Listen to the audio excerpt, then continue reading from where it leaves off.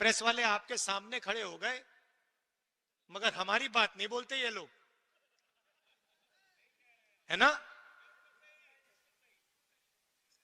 कहना पड़ता है कि हमारे मित्र हैं, मगर सचमुच में हमारे नहीं है, मोदी जी के मित्र हैं, अदानी अंबानी के मित्र हैं। क्योंकि जो जनता की बातें होती हैं तो लिखते नहीं है, दिखाते नहीं है। आपने कभी देखा है टीवी पे किसान की बात होए, मजदूर की बात होते हुए टीवी पे देखा आपने कभी?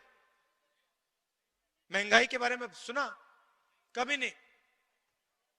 मगर अदानी अंबानी जी की शादी दिखाएंगे, ये डांस गाना होगा वहां पे, 10-15 करोड़ की घड़ी होगी, वो सब दिखाएंगे। मगर इनका काम सरकार पर दबाव डालने का होता है।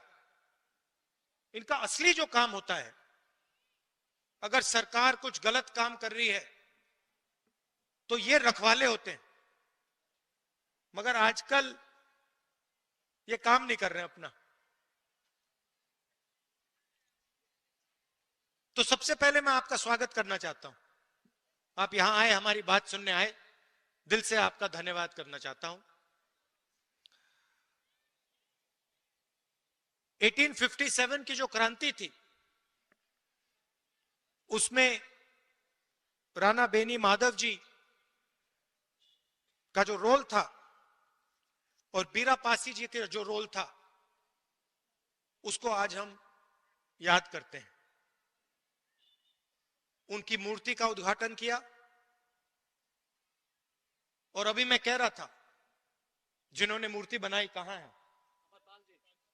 लखनऊ से आए हैं।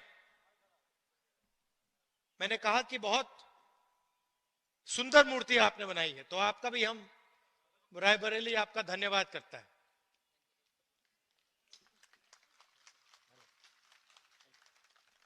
बैठिए बैठिए।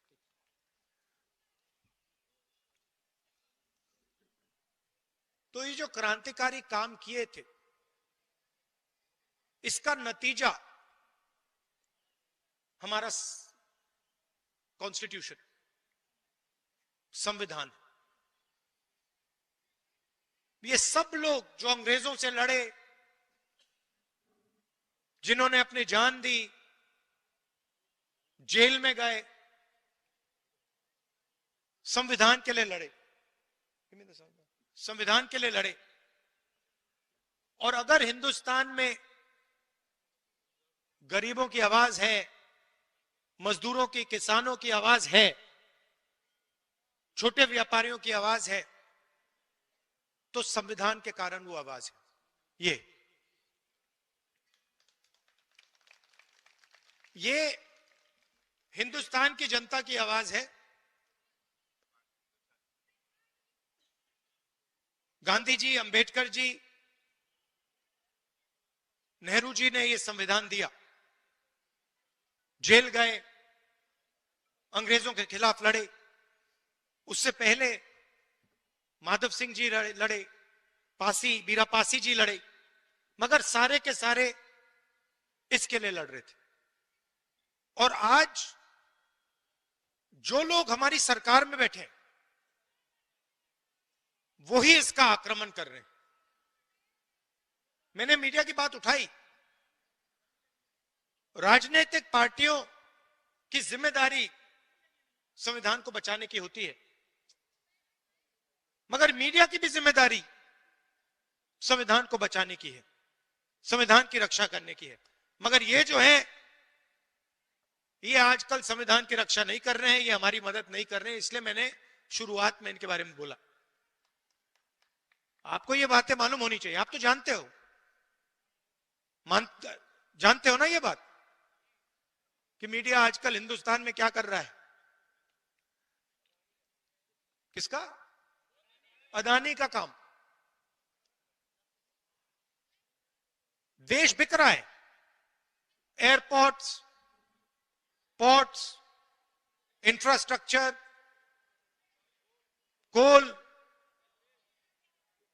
रेलवे, सारा का सारा बिक रहा है। कांग्रेस पार्टी लड़ रही है, मैं लोकसभा में लड़ रहा हूं, सड़कों पे लड़ रहा हूं, कांग्रेस पार्टी लड़ रही है, मगर मीडिया वाले हमारी मदद नहीं कर रहे हैं। कोई प्रॉब्लम नहीं है, हम लड़के जीत के दिखाएंगे आपको। देखिए, दो तीन चीजें आपसे मैं कहना चाहता हूं, दो तीन चीजें मैं आपसे कहना चाहता हूं। कन्याकुमारी से कश्मीर तक कांग्रेस पार्टी के लाखों लोग चले।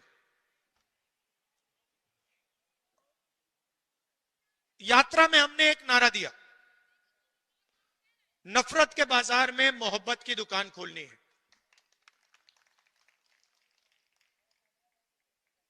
बटा हुआ देश,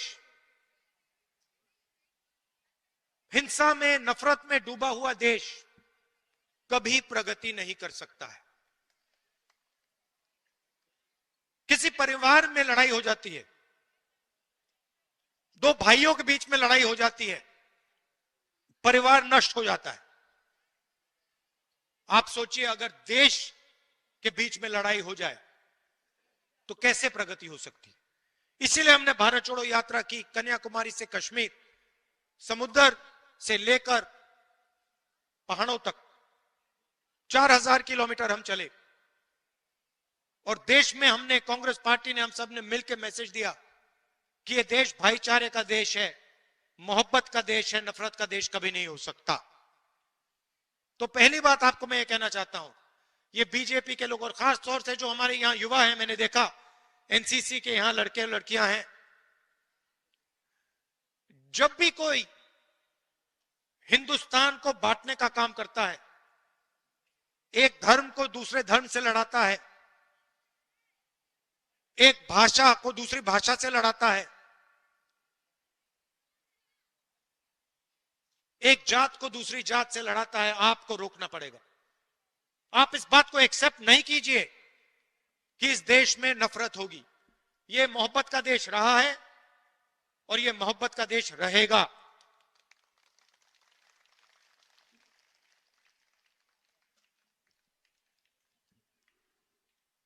दूसरी बात, देश के सामने दो सबसे बड़े मुद्दे हैं।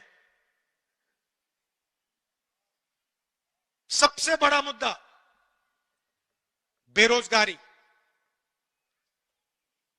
आज मैं युवाओं से बात कर रहा था, मैंने उनसे बोला, ऐसे टेंट में बात हो रही थी, मैंने उनसे पूछा, देखो, मैंने उनसे पूछा, देखिए आप लोग सब पढ़ाई कर रहे हो, आप डिग्री ले रहे हो, ठीक है, आपको डिग्री मिल गई, हाथ उठा के मुझे दिखाओ, आप में से कितने लोग सोचते हो कि आपको डिग्री के बाद रोजगार मिलेगा?